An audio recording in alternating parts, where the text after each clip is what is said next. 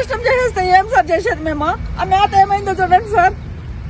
నేను తాగి చచ్చిపోతాను సార్. మళ్ళీ ఏంటి న్యాయం? వాళ్ళు వేసుకొని రోడ్డు మమ్మల్ని ఉండేది సార్. వాళ్ళు